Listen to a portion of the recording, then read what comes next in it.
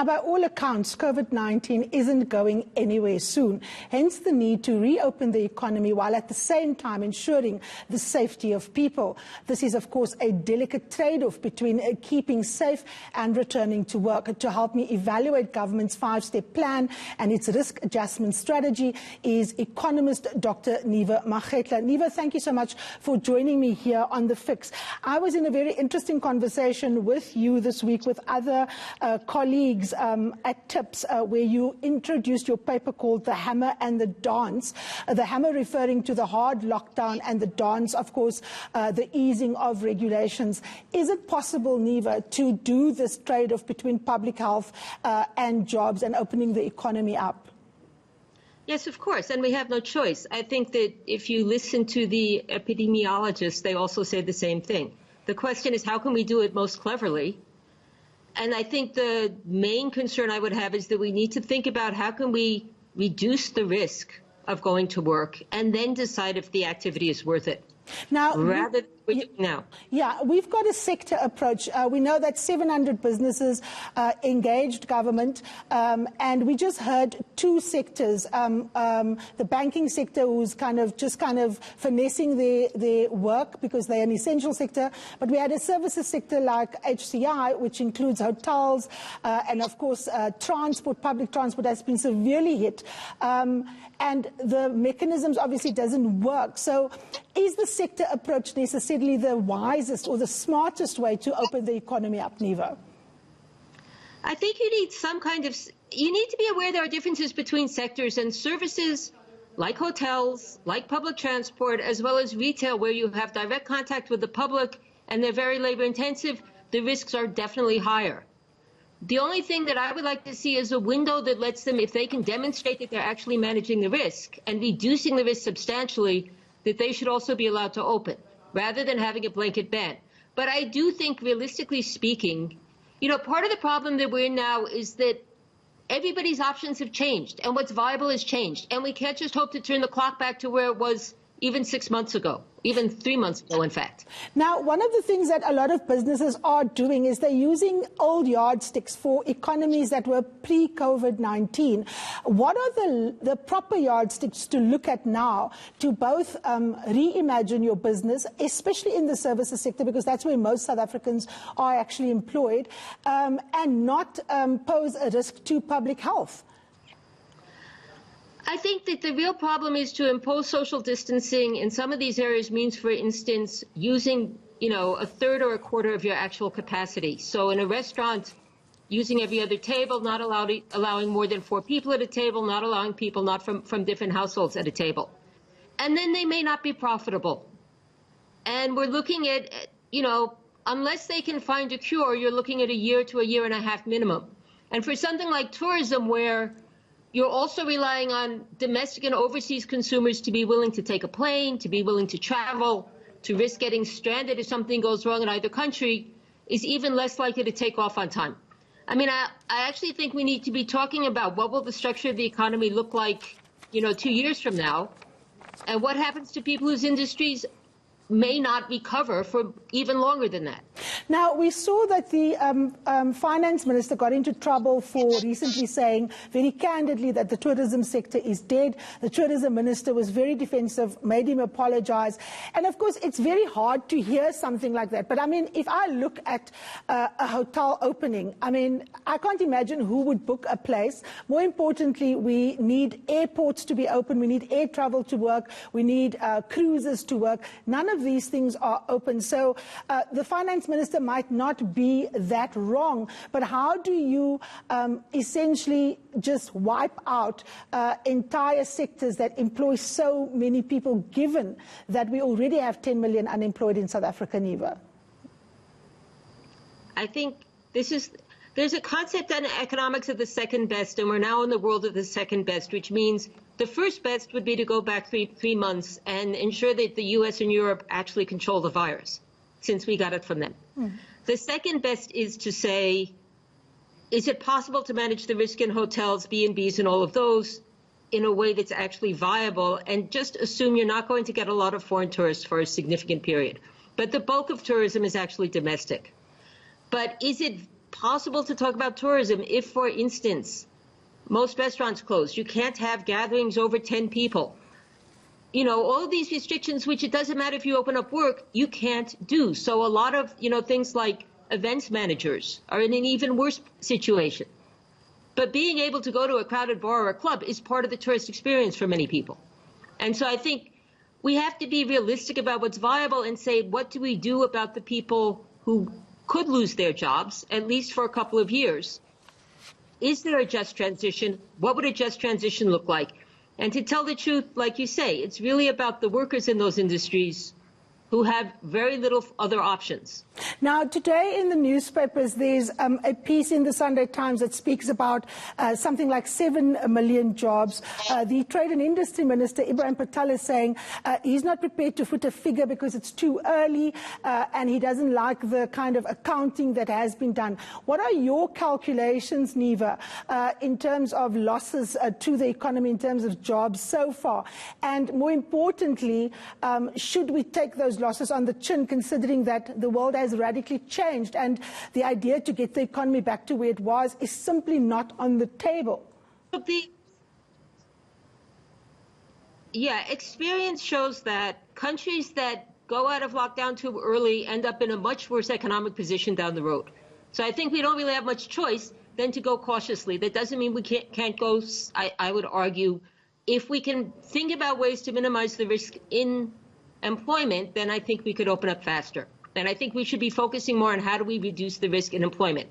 And in public transport, by the way, which is a key route of transmission. Now, having said that, I think that, let me just say that if you look at the transport data, the number of trips to work has fallen by half in South Africa since the lockdown. That doesn't mean everybody's been retrenched. Many people have been put on leave. The question is how long companies can sustain paying salaries when they're not having income.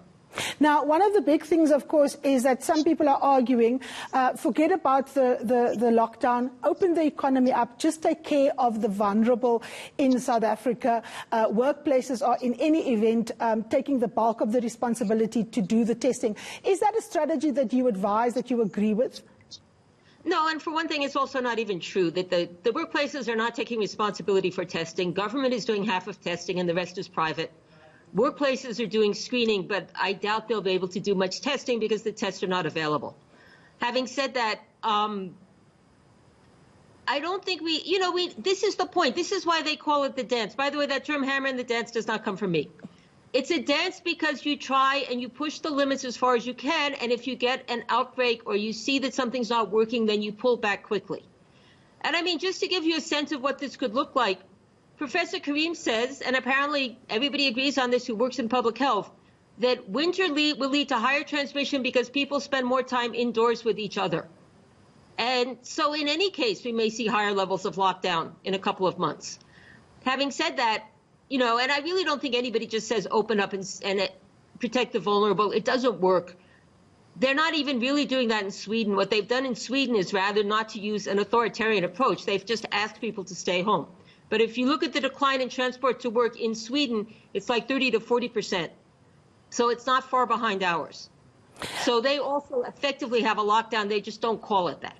One of the big things that we had prior to the Minister of Trade and Industry, outlining which sectors can return under lockdown 4, was a big fight over the extent to which one can do e-commerce. And the big issue that came up is that you might open one sector up, but the value chain of that sector sits in another sector, particularly if you talk about things like education. What are the limitations of the sectoral approach, Niva? And as we get ready to go to lockdown 3, what needs to be tweaked under the regulations to have a more comprehensive approach and a more organic approach in terms of how the economy actually works? I think the key thing is government and stakeholders need to put in the capacity to look at individual workplaces. By the way, the thing on e-commerce doesn't make a lot of sense. And I suspect it had more to do with concerns about delivery people bringing infections than about competition policy. Because this is part of saying we need a new model. We can't go back to the old model. If it's a safer way to do retail, we should be doing it because then at least the manufacturers can sell things. In terms of what we need, what I would argue we need is a way to certify workplaces and let them apply to reopen, even if they're in a high-risk industry.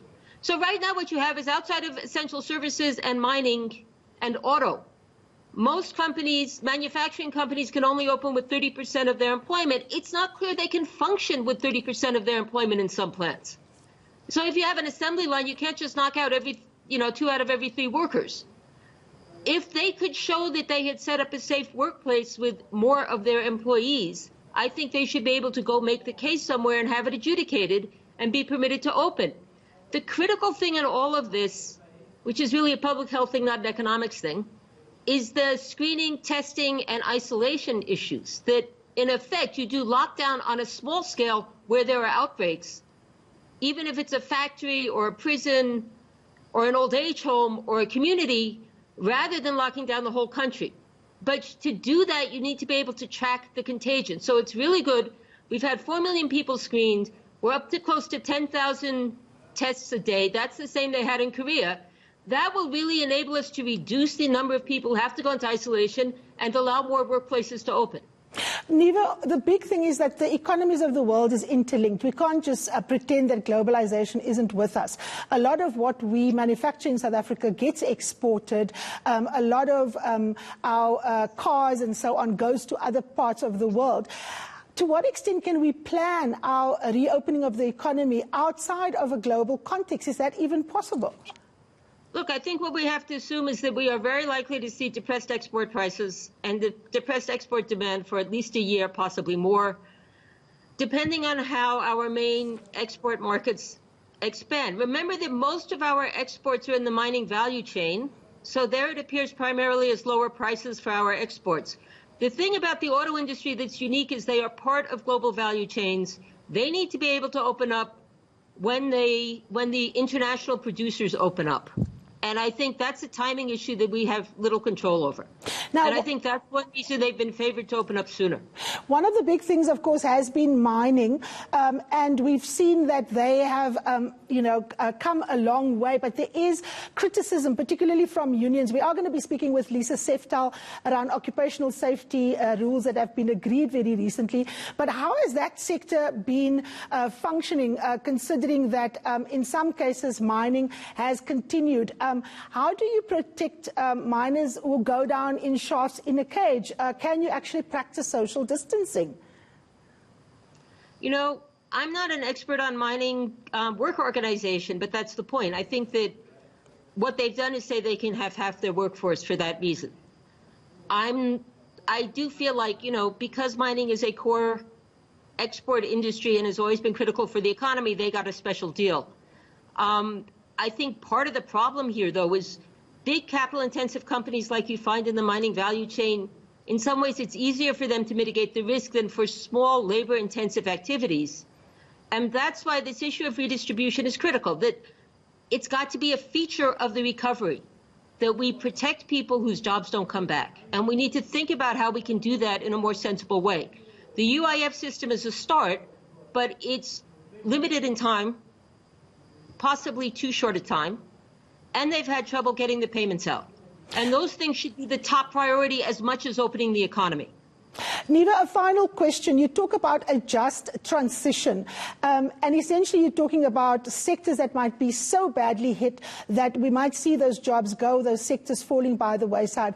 Very shortly, 30 seconds, what is the essence of a just transition here? The essence of a just transition is to say we know that employers, and especially big business, can usually find a way to move into another sector and sell some of their assets. But the workers and communities get left behind. So the question is, how can you firstly provide them with social protection while they develop other livelihoods? How can you help them develop those other livelihoods? So where you have a town that is entirely dependent on tourism, even a place like Cape Town, which is not entirely dependent, but for which it's a major part of the economy, particularly overseas tourism, how could you work with them to develop other forms of production, at least over the next couple of years until the industry comes back? Because we assume that once there's immunity, through a vaccine ideally, or at least a cure, or herd immunity, tourism will revive. But it may take a long time. All right, it's a very difficult and bleak outlook there, and of course the challenge is for employers to come up with those plans and assist government. Up next, the occupational health and safety regulations that need to be in place to be able to operate under level 4 of the lockdown. On the other side of this, stay with us.